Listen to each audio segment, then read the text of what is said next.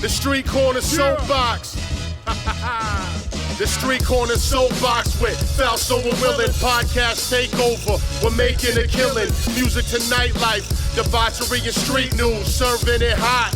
We are some street news, movies and mayhem. The craziest guests, words from chaos. Get it off our chest. Rhode Island, worldwide. Dark corners in all places. Speak how we live, radio show, smoking aces. Ladies and gents, for the people we're talking. Take the show on the road, right where you're walking. Yeah. That's right, ladies and gentlemen. Street Corner Soapbox Podcast coming to you live. That's right, boys and girls. Street Corner Soapbox. Now, we all know during this crazy time with the pandemic, businesses are struggling. So we're here to support local businesses, and we need your help to do so also. That's right. So subscribe to our Patreon, become a member to help support the show, and receive exclusive episodes and bonus content, as well as discounts on merch. That's patreon.com/streetcorner_soapbox2020. Follow us on our website, streetcornersoapbox.com. That's right, boys and girls. Street Corner Soapbox. I am back here with my brother, Lord Willin. Yo. What's going on, people? What up? And Mr. Gary Jenkins in the house tonight. Gary Very special Jenkins, guest. Gangland Wire. How you doing, Gary? I'm great, Rob and Chris. It's good to be here. Well, thank you for coming on, Gary. I've been a fan of your podcast for a while, and also your documentaries. So it's good to have you on. Yeah, for sure. Well, we always like to hear that. Somebody's a fan, don't we? Right? Yeah, no, definitely. I've enjoyed many of your podcasts, especially about Chicago and Kansas City. We're over here from Providence, Rhode Island, so it's good to hear get the history of the Midwest. Yeah, for sure. Yeah, I haven't done much on New England Mob. I interviewed an author, a couple of the minor guys. Jerry, you had one of them on, Jerry Gillingham. Yep. And that's where I got on you guys. I think you shared a link with me, so I shared it on my Facebook page. And it's a great podcast. He's an interesting guy, and there's another minor guy. I need to do a whole one on the whole New England Mob. I haven't done that. Yeah, well, if you need any information or help with anything, let us know. We got a lot of resources for that. All right, good. Yeah, I always need resources. I always need a storyteller of some kind. That way I don't have to do quite so much research. Yep. No, I hear you for sure. So getting started, why don't you give some of your background about your career as a Kansas City police officer investigating the Civella Crime Family in the Las Vegas casino skim? I will. In 1976, I was selected to go into the intelligence unit, and in most big city police departments, the intelligence unit is always the kind of a unit that everybody has to be squeaky clean, because those mob guys are always out there trying to find weak spots and to get information. So you work directly for the chief's office, and you're vetted pretty closely, and they'll find people that know you. And in my case, I had a kid that had already been vetted that came in, and I went to high school with Alex. I had known him since we were about 6 years old. We both came from the same small town. So, I was able to pass that part of it, the integrity part of it pretty easily. And so they took me in, and, in 1976, and, I went out there and started following some mob guys around, and by 1977 we were into it. I came in at the perfect time for a gung-ho young detective that wants to do something. Mm-hmm. We started getting information from the FBI. We always worked very closely with the FBI. They trusted us. They didn't trust everybody on the PD, but they trusted everybody in the intelligence unit. Matter of fact, the FBI Organized Crime Squad, which was known at the time as the One Squad, when they got a new agent in from out of town usually, and he didn't really know the city, but they would send him over to our unit, and one or two of us would take him out and show him around and show him some people and show him some places, and here's where they hang out, here's the social club, here's the city market where they hang out, and you'll catch them here at this time of day, and here's the joint they like to hang out late at night, and kind of introduce them around some different people in the community that might be sources for them, and just not criminal sources, but just more businessmen kind of sources. And so we worked really closely with them, and they were coming to us needing help with surveillance because they'd got into something. They we'd all been working a mob war in Kansas City because there was two rival factions, the four Spiro brothers and the two Civella brothers. Nick Civella and his brother Carl Cork Civella, they always called him Cork because he was a pretty explosive guy. They ran the mob and had since the early 50s. They both came up in the mob and were nationally known on the mob front. Now there's these four other brothers who never were made guys, the Spiro brothers, and they were young Turks. They wanted a bigger piece of the action. They were jealous.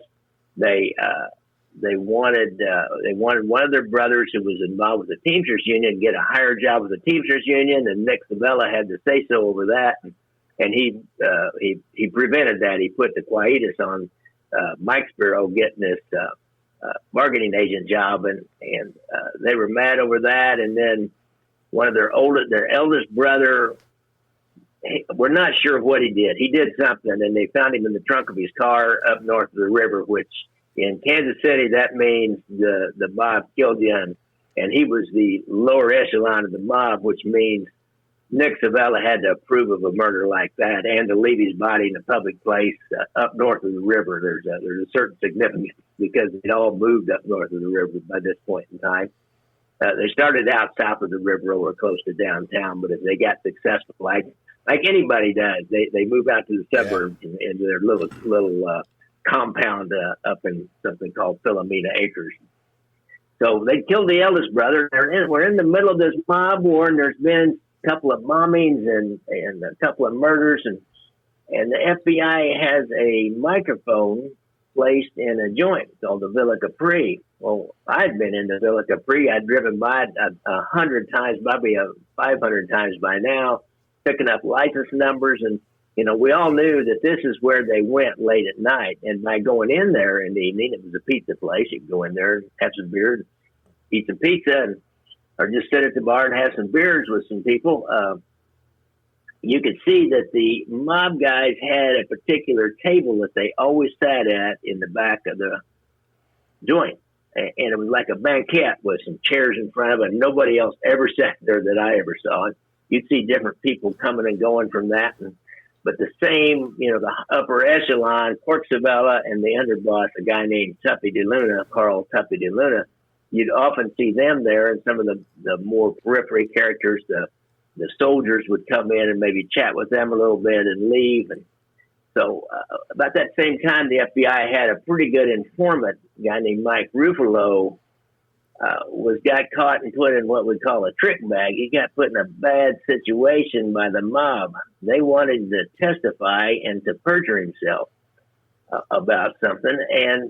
And he was already kind of a deep-throat informant for the FBI. And he went to his handler, and his handler says, I wish you hadn't told me that. I can't approve of that. Of course, his handler would have known about it eventually, and kind of had them in a bind, and Mike was in a bind, and so they decided they'd surface him, and then they used him and had a statement from him about conversations that he had at this particular table in the back of the Villa Capri. Late night, I'd seen him in there, and he and a guy named Gene Shepard had a particular conversation with Cork Civella about planting a stick of dynamite on a strip club owner's car because Cork wanted to extort money from him. So what they do is that these guys, and they did it. They went over and planted a stick of dynamite and set it off while the guy was inside his joint. Guy comes out and his car's, been blown up. And then Cork Civella gets hold of him and says, hey, he said, you made some guys mad, and I know these guys. He said, I'll be able to take care of that, but, you got to pay me.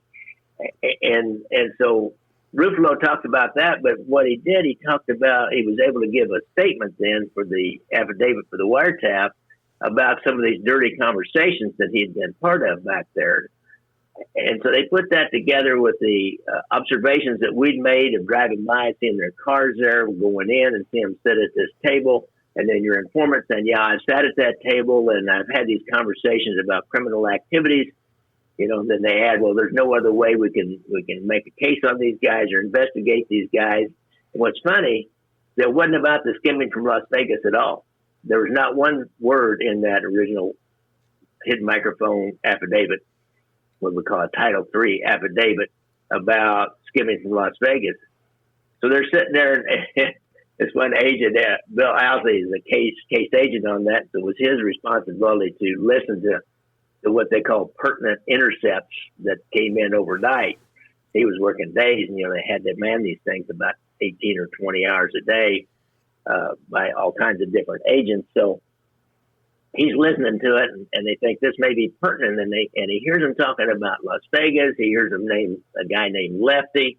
Here's a guy named Genius. They hear him talking about the Teamsters Union. They talk about $25 million, and then court says, "Well, we in on that?" And it can't be that much every month. And then at the end of that conversation, the underboss Tuffy says, "I got to get to a phone." And there was a phone right there. There's a pay phone sitting right there. But what that meant was he had to get to a phone to talk about some of this Teamster Las Vegas big money thing. Tuffy said something about, he said, I told him, I said, boy, he said, I don't give a fuck what you do, but you got to make a public announcement and get out of this thing. So, they pick up all this and they don't know what that means. But what it turns out is, as Bill says, they stepped into the middle of a story. Wow. The mob had already been out there skimming for quite a while. They had gotten this Alan Glick, who was referred to on this phone call as a genius, and he had taken over these 4 casinos, and they'd been skimming money out of them. And the story gets complicated from here on out. So anytime you want to stop and ask me any questions, holler. Yeah, definitely. And for those that don't know, what you're talking about is the basis for the movie Casino. But the real mob family actually came from Kansas City, not Chicago. Yes. Right, and in that movie, they did indicate Kansas City on that initial intercept, but they kind of conflated some other events together for that conversation, and they made it indicated. Everybody that's seen that movie will remember this scene. It's pretty memorable. They're in a store.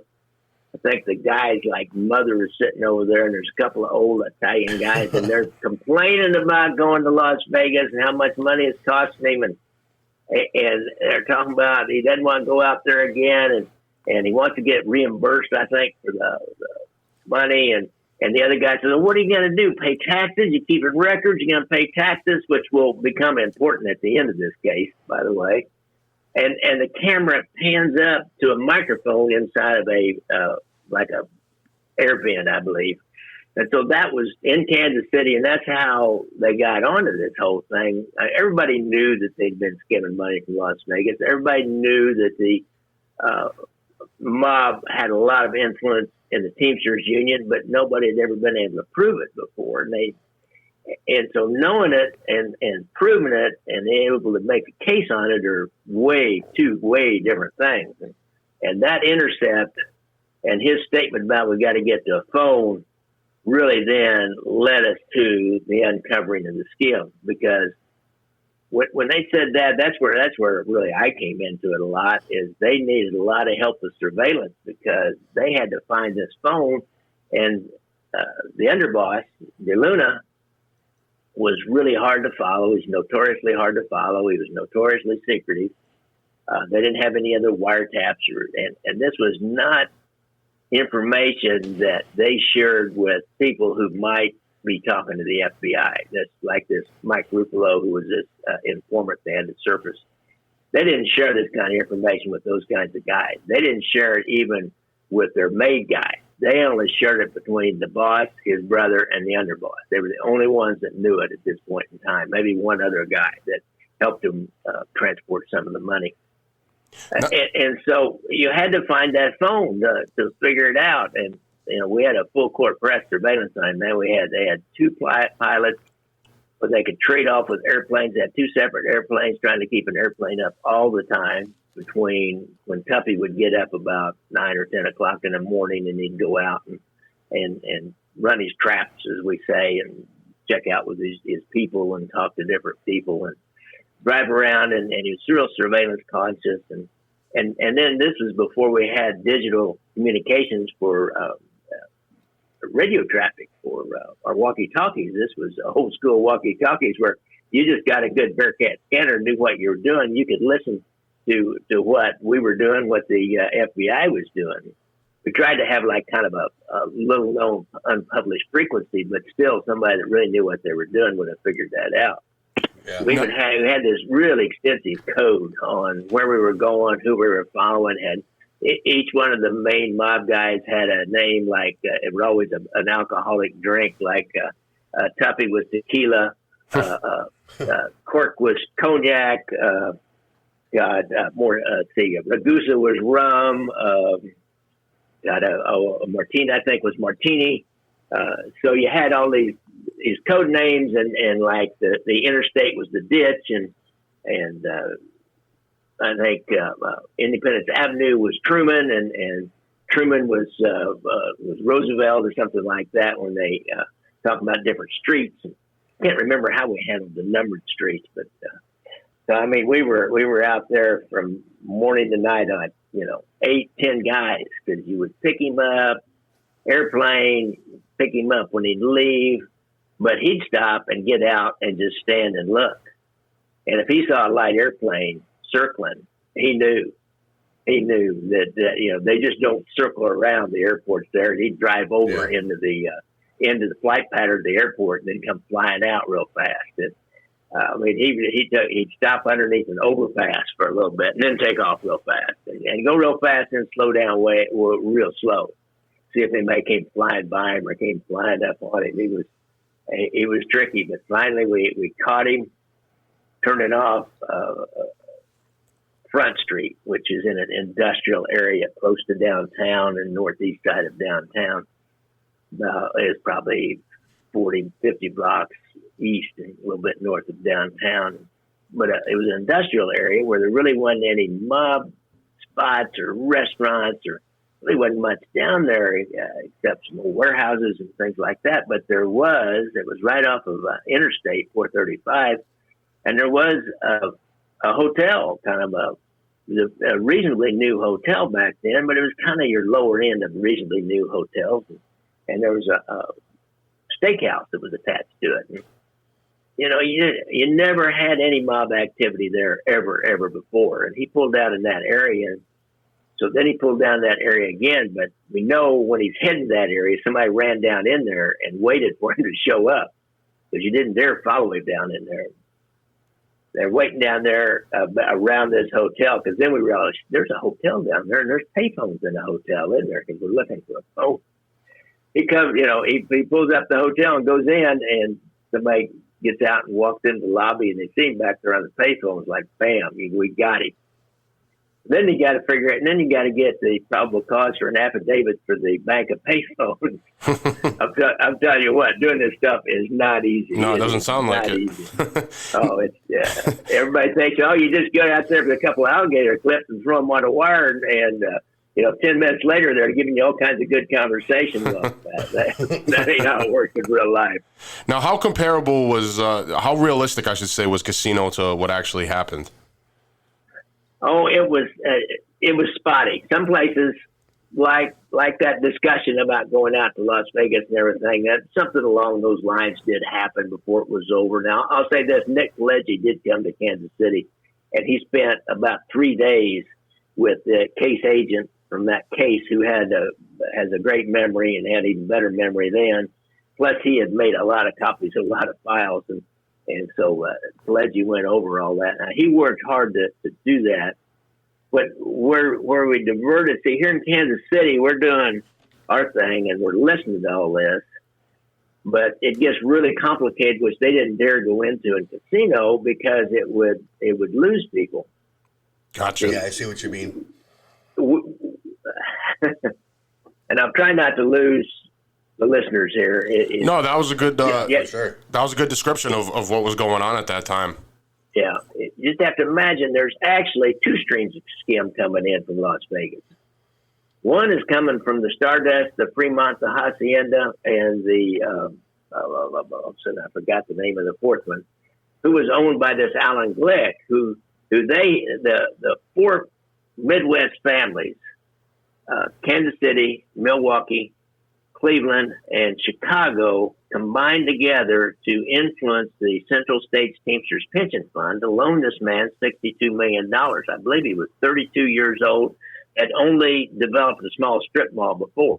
Wow. But he'd gotten an introduction to Frank Ballesteri, the boss of the Milwaukee family, who saw an opportunity and then got hold of these other families. Probably got Chicago first because they're the big duck. You don't really do anything in the Midwest without Chicago.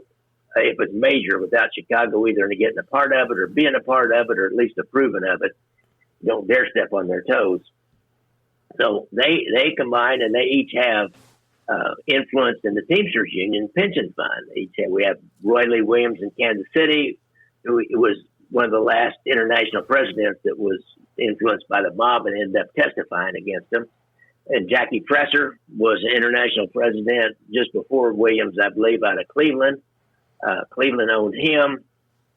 There's a guy named Frank Rainey who was on the actual board that was owned by Milwaukee family. And then there was a man named Alan Dorfman up in Chicago that was owned by the Chicago family. And so those four guys together could influence this $62 million loan. So, he buys that, and he owes Chicago, Milwaukee, Kansas City, and Cleveland money for doing that, for influencing that loan. I mean, it's like a kickback, and how he kicked it back is they tell him, you got a guy working right there. Name's Lefty Rosenthal. He's already working for you. Just let him do what he's got to do. So Alan Glick was his name, the owner. He had to let Lefty get into positions where he could hire people to put them in the count room, or they rigged the scales for a while and misweighed the coins. They had other people that they hired in there that phonied up what they called fill slips. So it looked like the individual tables were doing something with the money, and they fill out this fill slip, and that would end up being raked off before it was ever counted. And in the end, they just got in the count room and just scraped it right off the top before it was actually put into count, and which robs the state of Nevada all the tax money. Jeez. Did you actually take any trips to Vegas during this time? No, I didn't. At that time, the FBI, by the time we got into this, and they started putting up wiretaps, of course, in Chicago and in Milwaukee and in Cleveland and in Las Vegas. Nick Civella had a mole out in Las Vegas that was not depicted in casino sets. That's what I'm saying, where he digressed. Okay. You didn't, because it would have gotten complicated. All of our information came from Nick Civella's man who worked at the Tropicana. Now, this will blow your mind. Nick Civella and this guy, he got this guy in. This guy got in so good he was the manager of the Folies Bergère show, and he was in so tight with the owners of the Tropicana that he was able to get a man named Carl Thomas in there who was skimming money himself and sent it back to Kansas City just for Nick Civella alone. And that was $40,000 every month. That was just out of the Trop. Wow. Same time, over here, Lefty Rosenthal is over here at the Stardust sending out anywhere from $100,000 to $150,000 back to Chicago, and then they have to give a piece to Kansas City and a piece to Cleveland and a piece to Milwaukee. We don't have to give anything to anybody out of the Tropicana because Nick Civella did that all on his own. Gotcha. Now, here's the thing about Nick Civella, our mob boss. He knows how to cow ate the cabbage, as we say. He knows that Joey Iupa and the Chicago outfit need to remain happy with him and this whole situation at all times. So he, on his own, voluntarily, was sending up five figures, like $10,000 periodically, maybe $15,000 periodically out of the Trop skim up to Iupa, just for himself and the Chicago outfit. So that's why. And so all of our information about what was going on in the Stardust came from Joe Augusto because he was reporting every day to Taffety Luna about everything that was going on. Yeah. And which then that gave him probable cause to put up these wiretaps in these other cities because they were talking about Chicago, or they're talking about Milwaukee, and they're talking about Cleveland, and he was talking about Lefty Rosenthal. And of course, another thing is they didn't depict all that. They did, and they didn't really go into the skim exactly. They did go into it that they did get in the count room and were just dragging it off and giving it to somebody who was carrying it back. That was accurate. Some of the things that went on inside the casino may or may not have been accurate, but there were things like Lefty having, the gaming commission forcing him to hire some relative, and then, and he was worthless. And there were things that went on like that. Lefty did berate an employee about how many blueberries were in the mushroom. I talked to a guy whose dad worked there. Oh, yeah. So he did do that. He One of my used favorite parts of the movie. Yeah, that's a great scene.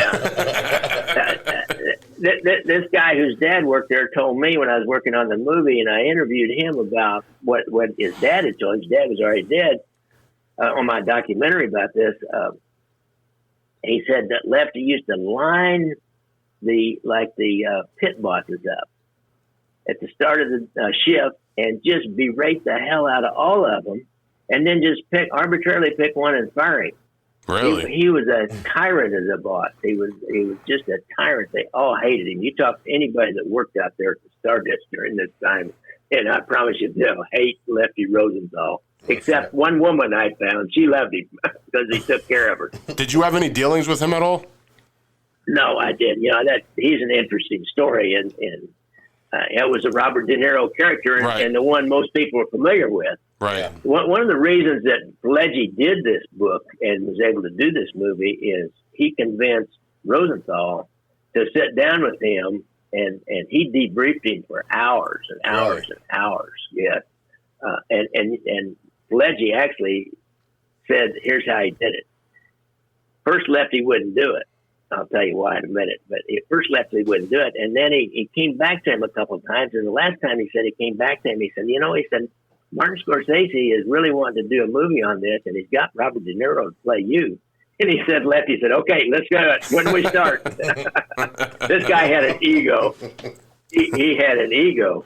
But during this time, Lefty is a long-time mob guy from Chicago, grew up there with Splatro and knew some of those guys from when he was a little kid and when he was a young gambler. And he was always a bookmaker and a genius with numbers. And a corrupter, too. One of his early cases was for fixing college basketball games. He caught a felony on that. And he had gone down to Florida and was running a book down there. And the Chicago bosses loved him because he could pick football winners like nobody's business. So he would give them, hey, take this team and the odds this week, the spread this week, take that team, and they'd put a lot of money on it and they'd usually win.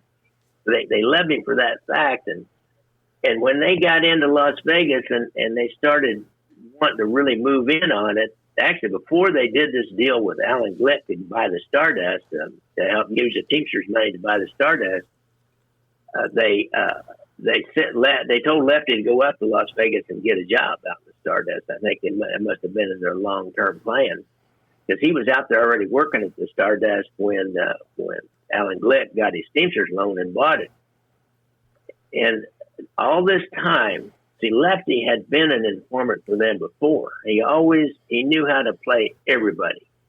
And he was an informant during this entire time. He was what they called a top echelon informant. Right. Which the FBI to this day won't publicly admit that somebody was a top echelon informant. That Jane Ann Morrison out in in Las Vegas, a reporter, got some agent to verify that anonymously that, he'd been a long-term informant. That same agent told me, he said, we used to have to fly clear to Hawaii to meet that guy and debrief him periodically.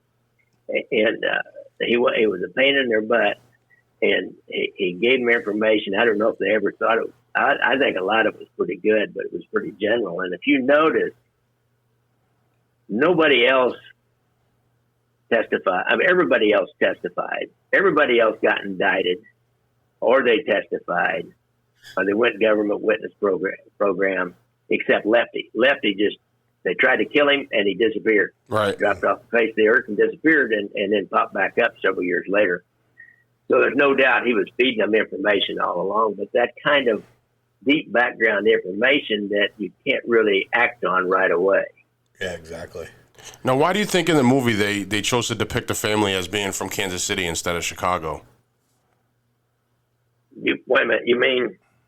I mean the first the initial scene about getting into Las Vegas was Kansas City. Then they flipped over. Alan Dorfman was I believe he was was that comedian's character. Oh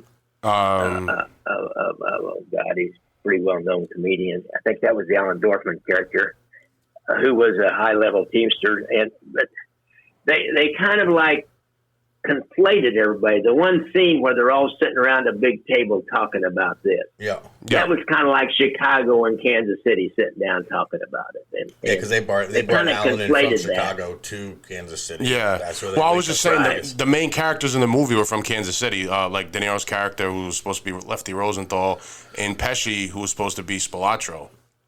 Yeah, no, they're from Chicago. So, yeah. Right, exactly. In reality they are, but in the movie they made them from Kansas City. I don't know if they made I don't know if they made knew that they were from Kansas City, but I know that they were getting orders from Chicago. Kansas was shipping them, giving them their orders for the skim or whatever. I'm not sure why they went through Kansas City to do it, if they were sending two Chicago's guy there in the first place. Maybe, yeah. But maybe it was Kansas's idea for that, and then they just sent them two of their guys to take care of it. I'm not sure. I don't know. Yeah, that's what I was asking.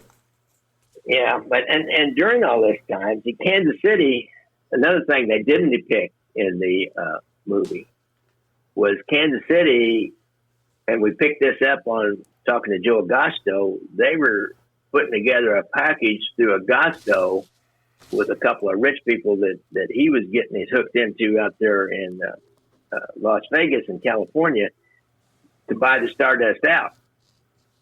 And they ended up having a big meeting in Chicago. It's kind of an interesting meeting. Nick Civella and his brother Court flew to Chicago. Well, we had a hidden microphone and a wiretap on Nick's lawyer's office, because he was going to his lawyer's office, who was hardly ever in unless he was preparing for trial. He didn't work. If he had a big case he was preparing for trial, then he would go in, but otherwise he was on the golf course or somewhere else. But he allowed Nick and his brother and his underboss to all go in and use his office and the telephone. And so we were onto this. Nick called his nephew, who was a Chicago police officer, actually was a Chicago police sergeant, and his son, his great nephew, was a Chicago police officer. And they lived up there on the kind of up by Wrigley Field, kind of north of downtown and north of the Loop, and one of those brownstones. And Nick starts calling Stomp. He called him Stomp. His name was Anthony Schiavola. He said, Stomp, he said, have you got everything prepared? So, your ears perk up.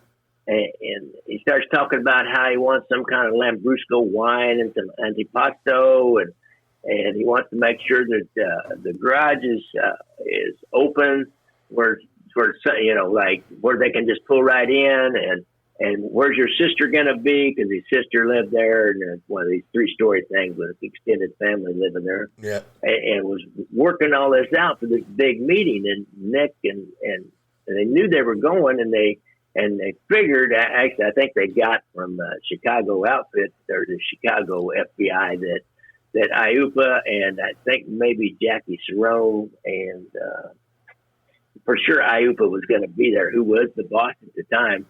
Was going to meet Nick Civella at this guy's house for a meeting. And it was going to be about, what are we going to do with the Stardust? They got them trying to figure out, because their Glick is trying to sell. See, Tuffy had gone out and told Glick he had to sell. When he made that statement on that first initial intercept that, I told you, you need to make a public announcement or whatever the fuck you got to do and get out, boy. That's what Tuffy had gone out and told him, you got to sell out because you're creating too much trouble. And of course, Lefty Rosenthal, that's one thing they got right, was Lefty Rosenthal created a lot of trouble and a lot of publicity with his fight with the Gaming Commission out there, which is a whole other story we could go down in a minute. And they wanted to get out of the Stardust, or at least change ownership, but they needed to control the new ownership, and Nick was trying to convince Chicago that he could handle that, and that would give him total control. Now he would still have to share. That would give him control of the Stardust and the Tropicana and the Fremont and the Hacienda and that fourth one that I can't remember, but and you know, the Bureau. They use this guy they've got who was a master at the time of sneaking into places and planting microphones and with locks.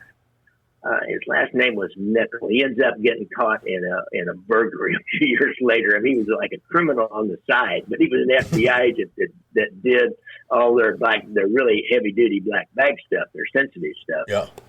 And he sneaks in while this guy who's a policeman is asleep upstairs, and plants a couple of hidden microphones in the downstairs where they think the meeting's going to be. I mean, not downstairs, in the second floor.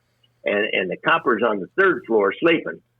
And so he plants the bugs on the second floor where there's, I can't remember if it's a sitting room or maybe a table in a kitchen or something. Anyhow, they think it's going to be on the second floor, and they plant these bugs in there, and then they get out. You know, they do it. They get out, clean. And a few days later, when they actually appear and they all get together and they watch them do that, they listen to Schiavola, the elder Schiavola, call his son on the phone and ask if he swept the streets. And they said, now sweep them one more time. And these guys are going to park up here. And I got my garage door ready. And these other guys will pull in here. And so they listen to all this. And those guys go in, and Iupa has some heart problems, and he won't walk up to the second floor. So they have the meeting on the first floor. As my FBI agent friend said, man, he said, I would love to have heard the head of the Kansas City family and the head of the Chicago family have like a 2-hour meeting. Yeah, that would have been epic. Get to have it. Watched it. Yeah, for sure. Now, Gary, question for you. All the stories you're telling us, you wrote 4 books, and one of them in particular is the Leaving Las Vegas. Is that all the stuff you're telling us on the listeners in that book? Yeah. I dealt with it extensively and in detail in Leaving Vegas, how FBI wiretaps ended mob domination at Las Vegas casinos. Now that's a mouthful for a title. So I figured I used a lot of the wiretaps in it and then I explained what they were talking about, because that told the story in a chronological manner. And it was just like that. And that whole conversation about setting up that meeting was always in Sicilian. But I was able to get all the wiretaps. I was able to get all the audio and the transcript from the FBI. I had to jump through some hoops. I had to file a motion in Western District Federal Court here to get them, but I got them. And so I used those wiretaps in my movie Gangland Wire, which is about the same thing, my documentary. But I also use them in the Kindle version, which I thought was slick. I don't know if people really appreciate this, but in the Kindle version, you can actually, I explain the wiretap, and then you see what they're saying, and then you see the exact words, and in the Kindle version, you can just tap on a link, and you go and hear the exact words. Yeah, I'm going to have to check that out. It's all translated? Yeah, I just, with that to say it, I just played a little bit of the actual audio because it's like watching paint dry, hearing somebody talking in foreign language pretty quickly. But I have the translated version of the whole conversation, or the part of it I used for the book. Now, Gary, how did you get into actually authoring books and doing your documentaries? You've done a couple of documentaries as well, Gangland Wire and Brothers Against Brothers. Yeah, well, I think I had too much time on my hands. I went to law school after I left the police department. I retired after 25 years, but I went to law school, and it took me 3 years to get through law school, and I started practicing law, and I'm just working for myself. And I really didn't try to build some huge, big practice. It was about the best paying, highest paying part-time job I ever had. Right. And I really wasn't trying to. There were things I could have done that been a lot more aggressive and really tried to earn it, become a successful second career lawyer. But I just didn't do it. I'm retired, exactly. It's a lot of work to that, man. And it's not fun work either. It seems like it might be, but it ain't fun work. I'd take a traffic ticket. Give me $150 and I'll go take care of your traffic ticket for you. Right? That's what I like, That's awesome. But anyhow, I had time on my hands, so I don't know. I filmed my mom telling her life story, and it was boring just to watch her talk. So I took a bunch of old photos and put in there, and some old video we had of us when we were kids, and it was kind of fun. Put some music in it, and I thought, well, this is fun. So I did a volunteer gig with a local hospice where I would video people telling their life story, and they give me a bunch of pictures and tell me what kind of music they liked, and make up a little 25 or 30-minute documentary of their life. Oh, nice. And kind of created, I'm kind of building some skills there, and I really enjoyed the process. And I found a nonprofit that wanted to do a documentary, and the guys that wanted, the pros that wanted to do it, they wanted like $30,000. So I did it for like $1,000.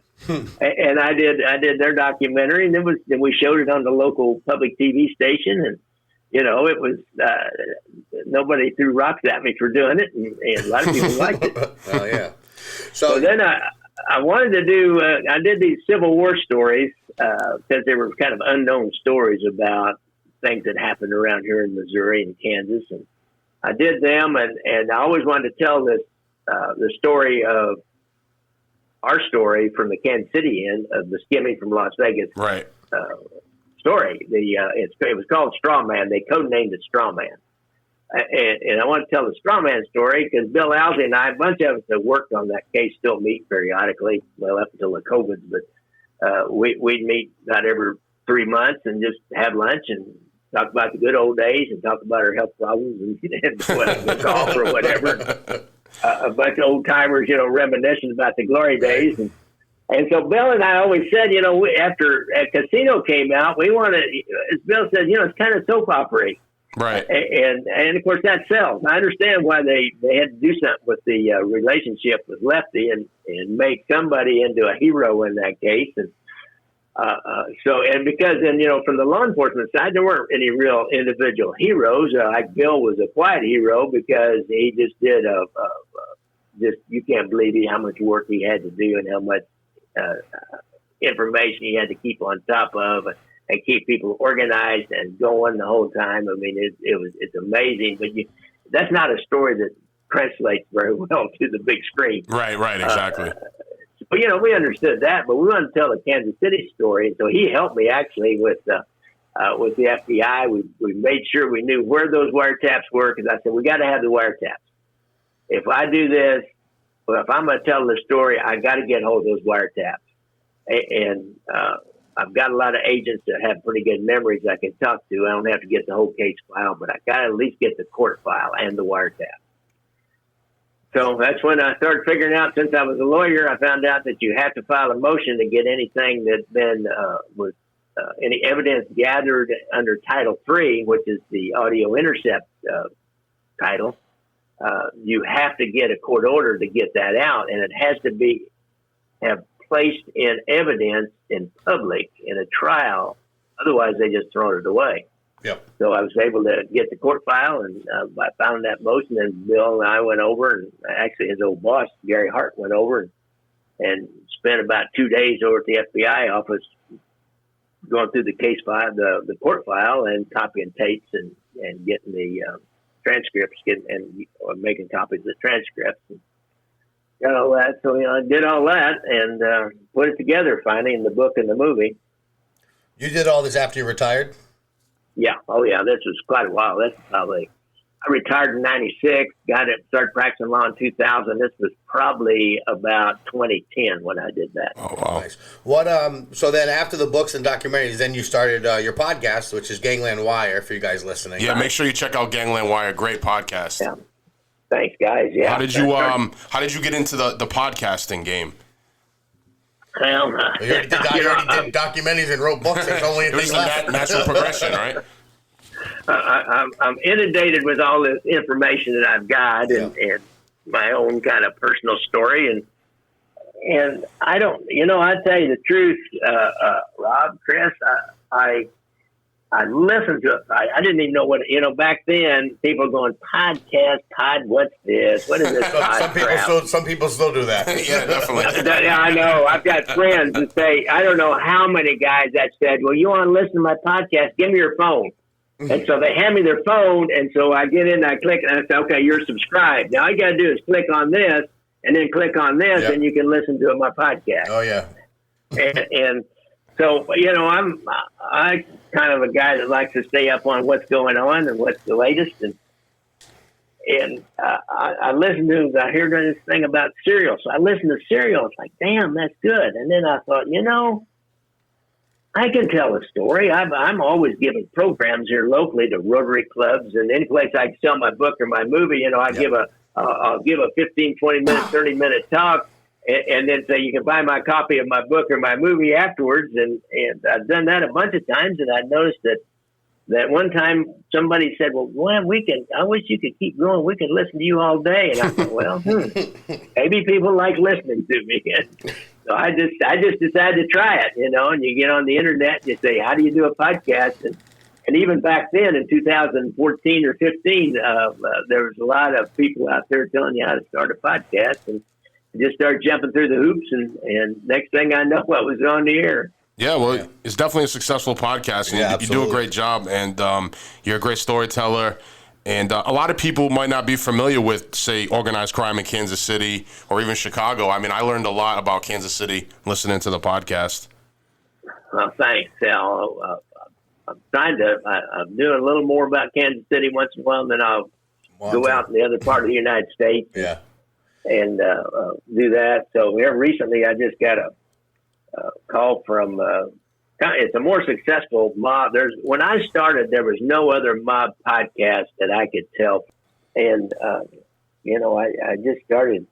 You just start down that path, and next thing you know, you're doing it. I don't even remember why I started telling that story. I guess. But that's how I got started, was listening to that first podcast and thinking that let me give this a shot. And you lived it. Yeah, it's inexpensive to do. If you think of when I started looking into it, I mean, I bought most of the thing. I bought a really nice Zoom H4n recorder and a microphone, which I already had. I just used my microphone from my when I was doing documentary films. I bought a good. What is it? Sennheiser, I think the name of it, microphone. I just use it. It's really kind of like a shotgun mic, but I just use it. And, I get decent sound. And, I already knew how to edit because I'd edited all those movies by then. And I just edited in my video program. I laugh like guys on these Facebook podcast support things. And everybody's talking about, you got to get Audacity, you got to get this, and you got to get that. And you can do this with that. And I'm thinking, oh, man, maybe I'm not doing this right. But I just throw it in because I'm so familiar with Premiere Pro video editing. I just throw the audio in there and take out all the ums and ahs. And I don't do anything fancy other than taking out the ums and ahs. Technology makes it real easy these days. Yeah. Now, Gary, over some words. Gary, you also developed a Kansas City Mob Tour app. You want to talk about that a little bit? Yeah, that's a hell of a story. I'm an app developer. I had a buddy of mine said, "You developed an app?" He said, "I'm impressed." Well, and I tried to tell him, and I tell people this, and I probably shouldn't. I should probably just say, "Oh yeah, I'm quite a coder." But there's several sites out there that are basically drag and drop things. The one I use is called Appy Pie, and I pay them. I pay them $200 a year to keep this thing hosted. I sell it at iTunes for I think $2.99. I started out at $1.99, and I upped it to $2.99 because I was really was selling a lot more than I ever thought I would. Now having the podcast helps because I used to talk about it a lot. I haven't much lately. But what I did was I know all the mob locations in Kansas City, and I just thought about, well, what would I want to see if I was on a mob tour? And I'd go to that location, I'd take a picture, and maybe I'd get a picture of what it used to look like back in the day, and you just drag and drop in the program, so web-based program, just drag and drop those pictures in there, and then type up some text about this is what this is and this is what that means, and then I could attach a map to it, so you could click on the map link and get, and Google Maps and go to the next location. Pin right there, and it'll go. We could click on that and it'll show you how to get there, and then I just go on to the next location and put that one in, the next location, put that one in, and the next one in. That's actually a really cool idea. It is. That's actually awesome. I'm surprised there aren't more cities. No, me too. Actually, I've told because other people I would have, I travel, and I would have done that if there was a national one, or even if you wanted to expand, that would be actually cool. Really, definitely. It's a lot of work. I bet it is. Plus, then you get to travel, and it gives people another reason if they go to Kansas City. Oh, let me check this out. Yeah, exactly. I would, if I went to Kansas, I'd be definitely hitting up all those spots. I've been to Kansas City once, and at the time, I don't think the app was out. But if I had known, I would have definitely checked it out. Yeah, that's another problem, as you guys know, is letting people know that it's there. How do they know it's there? I once gave a talk. The bar asked myself and one of the prosecutors who prosecuted strawman case, and he had a couple of defense lawyers who had defended a couple of guys in the case, and myself, the FBI agent who was Bill wouldn't do it. He had to travel out of town. He didn't want to mess with it, so I had to go down to South Missouri. But we gave a talk, and like a room full of about 300 lawyers from Kansas City are in there. And when I said something about that Mob Tour app, it was like amazing. About half the audience, their phones came up, and people started clicking that app. That's awesome. But they were all the younger people. The tech-savvy people, right? Yes. Well, that's what it's there for. I mean, but I'm sure there's older people, too. If they knew about it, they would check it out. Yeah. Actually, I do have a lot of older people. Older people are really getting into all this tech stuff. Just a few are not, are staying out of it, but most of them are getting into it. So I think every city ought to have one. I know there's one for New York City, and it's okay. I kind of like mine better, but there's one for Chicago that's just about Al Capone stuff. That's Chicago. That's a ripe. I got a buddy up there that is involved in some of this stuff, and I use him as a kind of a co-host. He does a lot of research. I said, man, this is an easy thing. Dude, you ought to do this for Chicago. It's just, you can make some money off of it. Not big money, but you could certainly get paid back for your time. Yeah. And if you want to be in this mob business, then, it adds to your cred. He's never done it because there's so many mob spots and there's so much mob interest in outfit, they call it in Chicago. Right. There's so much interest up there. You look at there's 3 Facebook pages that are about the Chicago outfit, and they are active, man. I'm telling you. A lot of history in Chicago. I mean, starting from Al Capone on, there's so much more. I mean, everybody knows Al Capone, but even after Al Capone, I mean, there's so much history there. Oh, God. Oh, I know. And I've learned a lot listening to your podcast and some of the people you've had on. Yeah, I just talked to a guy. I'm going to do the early days. A guy named John Binder up there. He's a real expert, especially on the early days about when it first got started. Because it's really interesting. Most of the mafia families are Sicilian. When you hear somebody say mafia, that word that means it's Sicilian based, and to be a member of that mafia family, you got to be born in Sicily, or your family has to come from Sicily. Right. If you're from Naples area and further north, it'd be the Camorra. Right. If you're from the other side, it's the Drangheta. Right. And so Chicago is interesting because their first guy, Big Jim Colosimo, he was from mainland Italy. I think he was from up around Naples. Al Capone was definitely from Naples. Johnny Torrio was kind of the in-between stick between Big Jim and Al. Johnny Torrio, he was from mainland Italy, and he was up around Naples. That whole outfit, maybe that's the reason they call it the outfit rather than the family, really was started by guys not from Sicily. Now, they have a lot of Sicilians involved. I'm sorry, say Iupus was from Sicily, and he maybe restarted or started actually having a making ceremony. And as far as I understand, they didn't even have a making ceremony up there like these other crime families do. So Really? I don't know, but it's an interesting town and mob history. It's just tons of it. It's more gang based. I feel like than actual La Cosa Nostra. Yeah, like Al Capone actually wasn't a member of the mafia. He was just a gangster. Yeah, Right. and he went and worked for Johnny Torrio when he went to Chicago. Yeah, and then they came in from the bootleg, and there was no La Cosa Nostra out there. It was just gangsters, but they probably had such big rackets, and they kicked back to New York maybe that they just. That's interesting. I wonder if they did kick back to New York back then. They probably because Capone was really powerful. I don't know. Yeah, but they still had sit downs at the commission. So yeah, that's true. That's true. Palms getting shaken. Yeah, that's true. Yeah, they had to.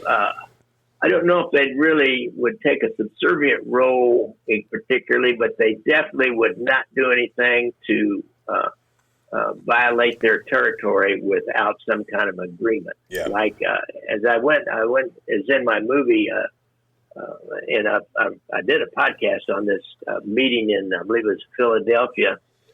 Actually, Gary, not to interrupt you, but where can we get these documentaries? Yeah, where are the documentaries available?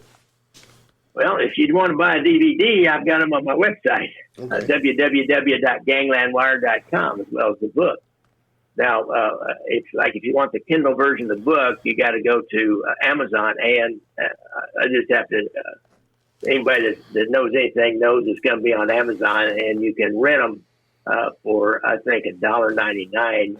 Both Brothers Against Brothers and Gangland Wire on Amazon. So, both excellent documentaries. I've seen both of them. Yeah, thank you. I tell you that Brothers Against Brothers has really done well. I've been kind of surprised. I think it was more personal. It wasn't really about the skimming. It was more of that mob war that after we kind of got done with the skimming, then we all switched over and went into this mob war between the Civellas and the Spiros and just focused on that. And Brothers Against Brothers was really about that. And they threw us, all the guys, the FBI really didn't have much to do with it. We worked it mainly. And we were right in the middle between these two warring factions. We had several dicey deals. What you want to do when you're in the middle of that, trying to catch somebody, kill somebody else, these mob guys, and you're like dressed like them. Right. If something happens and you get caught in the middle of anything, which I did one time, just a little bit, and you want to make sure they know you're the police, and then they'll just leave. If they think you're part of the other side or part of some hit team, why, because you can't, you're not wearing that uniform and badge, and you don't look that much different than a lot of their guys did, even though Peckerwood, like me, blonde-haired, blue-eyed guy, but still, I mean, I didn't look that much different than them. But it was a hell of a deal. It was a hell of an investigation. Those guys, they were just trying to kill each other like crazy. We had this one story where Joe Sparrow recruited a little team, and one of them was already an informant for the police. And his brother Carl gets a bomb made, and he gives it to Joe, and Joe's going to go plant it on the underboss's car, Tuppy Luna. And the first time he plants it, he puts it underneath his car, and then he backs off about a half a block, and he has a remote control device. So Tuffy comes out and gets in his car, and Joe starts punching the button, and it won't go off. Oh, wow. And so then he sends one of his underlings, after Joe and Tuffy drives off of it was like a grocery sack sitting there with a bomb in it. And so he made one of his underlings that he'd recruited to be part of his little crew go up and get this bomb. Now, would you like to walk up on the sack with about 6 sticks of dynamite in it and a remote control detonating device? And the guy just punched a button, it wouldn't go off. Would you want to walk up and carry that thing back? I don't think so. Definitely not. But he did. Gary, I think Brothers Against Brothers will make a good movie. Any plans for that? Oh, yeah, I wish. Yeah, I don't know. I probably would have to write some kind of a book and then try to get it optioned. I've thought about that. I don't know. Sometimes I get worn out. I do too much here. Trying to keep the podcast up. And I'm making another documentary. It's going to be a little bit short. We have a Mafia Film Festival every year, myself and another guy that did a documentary about the mob in Kansas City from the earliest days up to the Strawman case. called it Black Hand Straw Man, and he really goes into detail about the 30s. So we always show that movie and show my two movies, and in a way, I made the Brothers Against Brothers have a fresh movie to show there last year. We've only done it twice, and I'm making another movie about an election fraud that the mob and the local politicians pulled off in 1946 and then got caught doing, and then they blew up the safe that contained all the evidence at the courthouse and stole the evidence before they could present it to the grand jury. Been working on that, but yeah, I if I sit down and write a book, I think about that mob war. That might have a shot at doing it. Oh yeah. Now with you said you do shit. What the hell we were just talking about? They were like get-togethers, kind of, or like yeah. I forget. I'm drawing a blank for the name of it. But you guys, are you guys still doing that with the COVID and everything? Well, you know, I with my podcasters, I put out the podcast. But anybody that's ever made a donation, I do a live Zoom about once a month with them.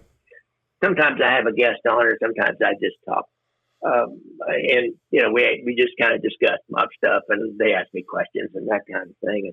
And as far as I've done, we did one. Terrence and I, the guy that did this overarching story, we did the story of the Union Station massacre for a group via Zoom the other day. I've done one other live talk, kind of a breakfast talk. Everybody was sitting about in the smaller group. Everybody sat way apart, and I kind of came in late and just got up front and took off my mask and did my thing and then went on.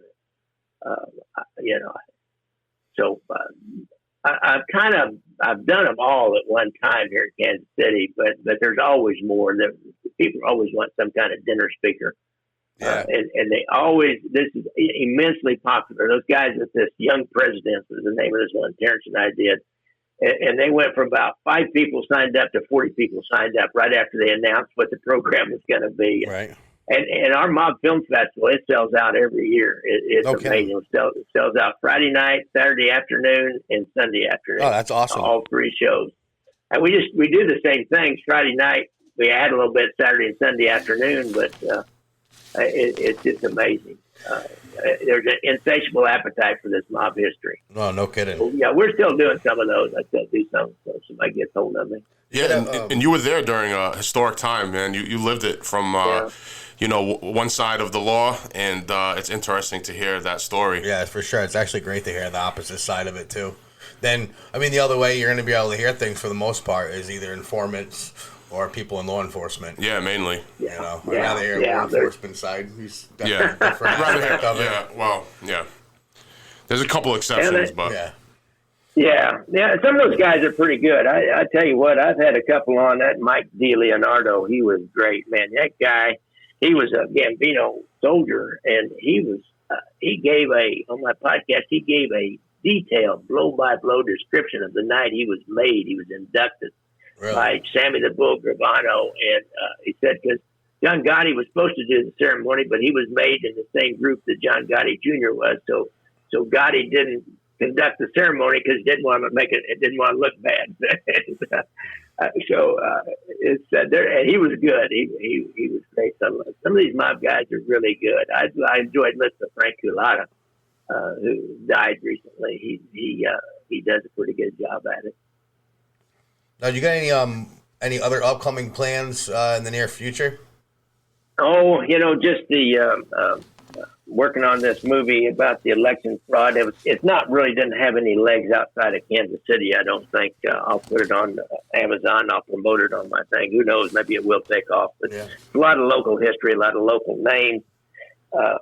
You know, I got another book I need to write, but I don't know. God, I don't know if you've ever written a what book would that? What's the subject of that book? Well, it's not the mob, but it's a story I ran into in Kansas City that's a hell of a story. It was, I'll give you kind of a thumbnail sketch. Okay. There were 2 brothers who grew up in an upper middle class family in New Haven, Connecticut. Close to Stanford. home. Yeah. blew up. That they started robbing banks. They'd never been arrested before, just high school hijinks and stuff. But they both went to the military, came out. I understand they loved Steve McQueen and Thomas Crown Affair. They wanted to be him, and they started. They put together. They got a couple of other guys to throw in with them after they did one. They started robbing banks, and they carry briefcases and wear suits and disguises and go in and hold up a bank, and they did 2 or 3 of them, and then the fourth one they killed the 2 guys that were working with them and burned up their bodies, and then one of them, they were both just nuttier than hell. I don't know, their dad was a horrible alcoholic, I guess, and kind of abusive. And then one of them, let's see, John, finally he gets arrested for the Danbury, Connecticut, okay. I think, where they blew up the bank about 40-some years ago now. They blew up the bank, and they blew up the sheriff's department at the same time they robbed the bank. That was their thing, was set a bomb in the local police station. I've actually heard about this before. Have you? Yeah. And I've done a ton of research and got a ton of newspaper articles and stuff on it. Nobody's really ever written it or done anything with it. But I just think it's a heck of a story. And the reason I got into it, John, the older brother, gets arrested for that one. He gets killed when he tries to break out of jail. His wife smuggles a gun into him. He has a shootout with a deputy that comes in, and the deputy shoots him, wounds him, but he doesn't die. He gives a full confession to the FBI agent, and that's how we know a lot of the details. But he doesn't implicate his brother. His brother has pled not guilty by reason of insanity. He plays the game and beats him, and he gets released, finally saying he's okay, and he's been found, too crazy to stand trial. But he gets released a year or 2 later, comes to Missouri. That's where they grew up, actually, in their real early years here in St. Louis, and their dad came and mom both came from over by St. Louis, Missouri. Dad is separated from mom and moved with grandma. The boys, just before John gets killed, the boys both hide out there. They've got a hideout in Idaho where they're buying dynamite, saying that they're going to blow up stumps, and they have like a cabin out there. And they go visit mom and grandma. Dad and grandma. They robbed the bank, 2 banks in that immediate vicinity, and they blow up the sheriff's office at the same time, and they rob the bank, and Dad figures it out, and Jimmy, the younger one, shoots and kills Dad and grandma. Oh, damn. John comes home, he says, Jimmy, what have you done? Wow. And they put mom and dad and grandma in a trailer and take Dad's pickup and drive them back to Maryland and bury them, and then pour a slab of concrete over where they buried them and erect a little building over it. Wow. This all comes out when John's mortally wounded. He admits that he was part of this. He still won't implicate his brother. Crazy. Brother finally gets out, and where I came into it, brother is totally out from everything. They can't make a case on him for killing mom and grandma because the only thing they had was a deathbed thing by his brother, and it was and he didn't name his brother. He comes to Kansas City because for some reason his mom's living with a guy in Kansas City. While he's in Kansas City, he calls one of his old prison pals and has him come back from the West Coast. They have an apartment, and they come up with a plan to kidnap for ransom the owner of the wife of the owner of the Kansas City Royals, Marion Kaufman and Muriel Kaufman. So they're going to and Jimmy is an accomplished artist, so he fronts himself off as a portrait painter, and he's going to offer to paint Muriel's portrait for free. And that's how he's going to get her alone and then kidnap her. Well, during this time, they build a box it's all insulated and has a fan to bring fresh air in. They go out to a bar one night, and Jimmy's pretty attractive, handsome guy, and he brings this girl home. This is the 70s, and they get it on, and then he convinces her to get in his box just to try it out, and he locks her in there, and they keep her there for about 3 days. Oh, wow. And they get her out periodically and do her. And then and then this is by now is rape. The first time it wasn't, but now it's rape. And she convinces them that she's going to join up with them and be their prostitute and help them out with their little plans because they're going to go on this crime spree when they get this money from kidnapping Muriel Kaufman. When he lets up on her a little bit, she convinces him she's going to help him. She sneaks away, and they go on the run. They run to Denver. They rob a bank out there. They get caught, and Jimmy finally gets convicted. Wow, that's a crazy story. That is a crazy story. And then to top it off, he gets out after about 17 years. He's supposed to report to Denver. He goes to a little town in northwest Missouri named, I think it was Stanberry, and he's trying to get a fake ID. So he writes off for a dead person's birth certificate, but by this time he doesn't realize that governmental agencies have figured this out. And they check on these requests for dead people or for birth certificates, and they match that up with the death certificate, so they know this guy's trying to get a dead person's birth certificate. Alert the FBI, and the FBI makes a visit over there, and they arrest him and figure out who he is, take him right back to Leavenworth, and he hangs himself about 2 weeks later. So it's a hell of a story. Yeah, it sounds like it. I look forward to reading that book once it's finished. Yeah, really, it's a lot. I've spent several $100s on research and time. I don't know how many hours, but I don't know. It's a lot of work. Well, we'll have to have we'll have to have you back once the book is all right. out. Gary, let me ask you too quick. Was there any famous bank robbers from Kansas City, like the outlaw bank robbers like John Dillinger? I know there was a bunch from the Midwest. Yeah, no, they were all from the Midwest. I mean, those were all bank robbers that took part in the Union Station massacre when they were bringing Jelly Nash through here, and they killed 2 policemen and the first FBI agent ever killed. Vernon Miller, they hid out in Kansas City, but none that I know of were actually born and raised and, earned their bones, shall we say, as a young thief in Kansas City. It was more of just a place passing through. Yeah, passing through. Right. Hiding out and stuff like that. Just like Chicago or like Hot Springs was at the time, during the 30s, Kansas City was a wide open town. So these guys, these traveling bank robbers, they had to kick some money, but they'd go see the local mob guys, a guy named John Lazia or Joe DiGirolamo, and say, hey, okay, I'm in town. You need anything? And here's a little something for your time, and so they would like protect them because the mob helped them with that whole Union Station massacre, and then helped them get out of town. Yeah. So once Nick Civella took over, it was kind of a different story. Yeah, it was. He really brought him into the modern age, into the 50s. Nick, this is right after the war, and we had a new broom swept clean in 1939, and the old political boss went to prison for income tax evasion. The war happened. The old mobsters were getting older, and then right after the war, there was a double murder, a hit of Charlie Binaggio and Charlie Gargata. They were trying to open the city back up, and they promised a lot of, like Frank Costello was one of them. They promised on a national level and took money from them, these different mob families, that they would open Kansas City up for slot machines and gambling games of all types, and liquor law. They wouldn't have to worry about the local police or any kind of liquor violations or closing joints down or anything.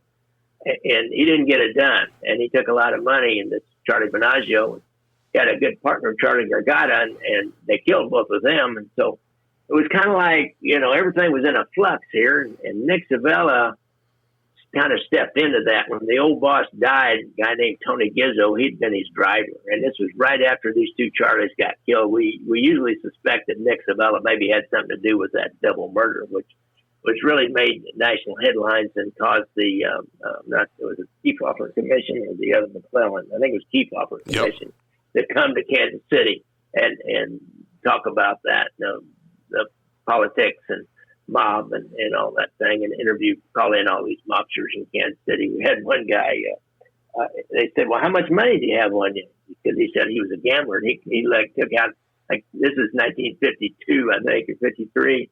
He took out like $2,000, $2,500 in bills and counted it out for him to show how much money he had. They were that arrogant. But Wow. Nick Civella, when he moved in and took over, he was introduced at the Appalachian Convention in 1957 by one of these old Prohibition era gangsters who was still alive, a guy named Joe Filardo. And he was pretty sophisticated. He had met an up-and-comer with the Teamsters named Roy Lee Williams, while both sat on a Democratic Party nominating commission in the county. They were part of not a commission, but a committee. They were a committee of the Democratic Party who would select people who would run for office. And so they became friends there, and he realized this guy was corruptible. And so that gave him a lot of power. When you get a connection to the Teamsters Union, the leader, that gives you a lot of power. Right. And certain respectability. And so he just kept a low profile and started making money and just consolidated power, and then saw that opportunity in Las Vegas and moved on it. Yeah, definitely, and that was pretty much he started to he changed the course of organized crime in Kansas City. Oh God, yeah. I mean, you think about it. They had $40,000 a month coming in from the Tropicana, and they didn't have to put anything out. They didn't have any men working. They had to just take the money, and then they also had a piece of that, however big that pie was coming out of the Stardust. They didn't have to do anything. Everybody did all the work. They just had to sit and let the money roll in. Right. Yeah, and they were kicking up to Chicago too. Well, you said Nick Civella was taking care of Chicago on his own. He took care of him on his own with his skim out of the Stardust. I mean, out of the Trop. But most of that money he kept right here in Kansas City. Yeah. And they had different guys who would kick up that had stolen property was a big thing back then. We had the record album plays. Record albums were huge, and the most popular record album store in the city was a guy named Tigers, or a guy called Tigers, Tiger Cardarella, and he was a made guy, and he had, every good booster in the city was traveling the Midwest stealing record albums, and he'd get them for 25 cents on the dollar, turn around, sell them for about 75 cents on what the list price was, that you could buy them at another store.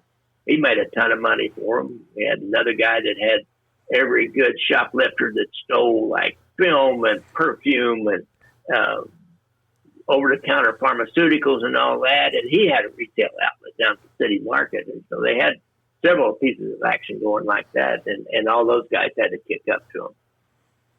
Yeah, I mean, it sounds like they had some good rackets going back in the day. Yeah, they did. I don't know where you buy stolen property now. Hell, everybody used to know where to get those stolen albums. I got a friend of mine who's still kind of involved. He used to do some of this stuff. I want to see if there's any like retail outlets anymore. I don't know if there's not many. I've not heard of one. Nah, there's not. I mean, there's still some record stores that are around, and actually vinyl has made a resurgence. It's kind of like a novelty now, but not like the record stores used to be back in the days that you're talking about. Yeah, that's what I figured. Or even those other stores that sell, pharmaceuticals or whatever. I think a lot of them just sell it out of their trunks or a garage sale or eBay.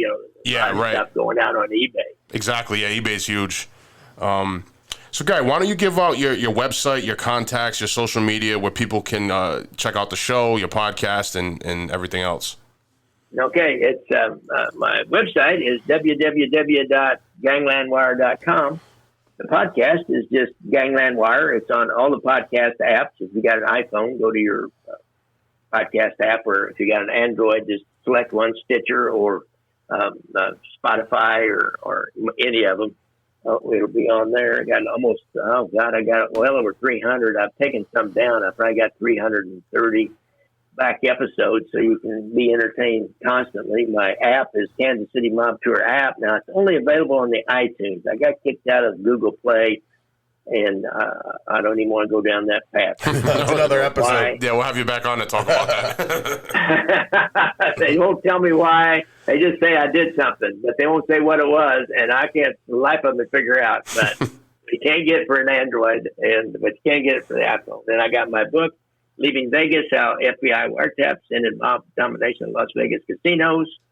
I've got my Underground Railroad movie, if you're into that. It's called Freedom Seekers, the stories from the Western Underground Railroad. Then I've got my two Underground Railroad books, John Brown and The Last Train.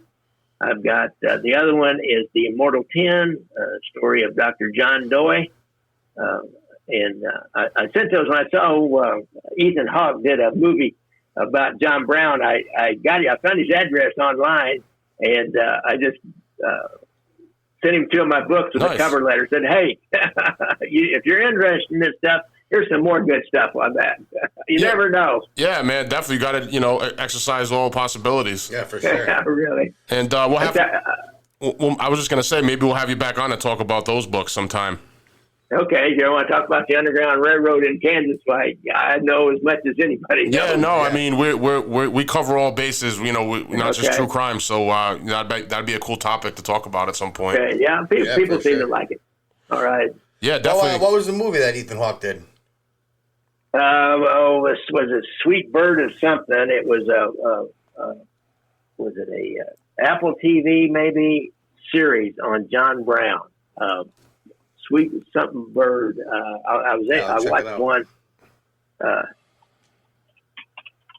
I'll tell you a quick little story on Nicholas Pileggi. My one brief with what do you call it? With the Good Lord Bird. That was the name of that. The Good Lord's Bird. Good Lord Bird. Nicholas Pileggi, when I first got into this, and I thought, well, I want to interview him for my documentary, and I just Google him, and I find this address on the Upper East Side of New York, and I thought, well, he's married to Nora Ephron. They would live on the Upper East Side of Manhattan. So I just write a letter, and about a week and a half later, I get a phone call, and this guy says, Gary, he said, this is Nicholas Pileggi. I just laughed. I thought, are you shitting me? Yeah, he said. And so I said, well, I explained because he used my name in his book. He quoted him, they didn't quote me. He just said Gary Jenkins, detective, went into Tuffy Luna's house and helped find the records that he was keeping and searched his house. And so he used my name in the book. I said, I'd like to get a little interview from you for my documentary. And he said, well, yeah, I'd do that. So when the time came, I was going to fly to New York and do it. And then all of a sudden, at the last minute, he had to go to Hollywood, to Los Angeles. He said, and he said, I'm sorry, because, that's where the movies are made. So I got to go out there. So I put it off. What did I do? I think I had a plane ticket then. I think I was able to then suspend that and then reuse it. So then I reset it another time, and then by then I got a guy that I was going to hire to do all the videotaping for me. I wanted to at least spend. Nice. I did a lot of it myself. I at least wanted to spend that to get a really good quality lighting and video, the film quality. And so I bought him a ticket, round trip ticket, and he had some place he could stay there, some people he knew, and so we were all set to go. And about 3 days before we were set to go, he gets hold of me. He said, "I'm sorry, I've got to go back out to Hollywood." I said, "Okay, man. just get hold of me whenever you want to do this." And I never heard from him. So you never got to interview him, huh? I never got to interview him. I emailed him trying to get him to come on the podcast, and he emailed back pretty quick, and he said, "Well," he said, "I'm getting too old for that." Really? God damn, dude. Oh man. Well, maybe one day he'll give in, I don't care. I wouldn't interview him now if he came and asked me. I got some pride. Right. Well, Gary, that was great, man. Thank you for coming on the show. All right. And everyone, check out Gangland Wire Podcast. Check out all of Gary's books and documentaries. Yeah, Gary, we definitely appreciate you coming on. And all right, Rob. Chris. Yes, and we'll talk to you again soon, and maybe we'll have you back to talk about some other stuff. All right. If you're doing more of your mob stories, I'll be sure and share the link for this one. If you're doing other mob stories, share that link with me. I'll put it out on my Facebook. Yeah, actually, we actually just interviewed somebody, Dr. Barbara Roberts, yesterday. She took care of Raymond Patriarca. She was his good cardiologist. Okay. Yeah, she just wrote a book. So. You interviewed her? Yeah, wow. We met her on Monday. We went to her house, and she was a very nice lady. Cool. Yeah. Very interesting story. We'll definitely be in contact, Gary. Yeah. Oh, you read her book? Okay. Yeah. All right. Yeah. But we'll definitely be in contact, and thank you for coming on, and we'll definitely promote everything you got going on. All right. Thank you. Awesome. Thanks, Gary. Thank you, Gary. Okay. That's right, boys and girls. Street Corner Soapbox. We're fucking out of here. Where with the vipers? Where with the vipers? The Street Corner Soapbox. If you're a fan of the podcast, you can help support the show by donating to our PayPal at paypal.me/Street Corner Soapbox. That's right, guys. Make sure to like and share all of our episodes. And for easier access to our show, check out our link tree at linktr.ee/Street Corner Soapbox.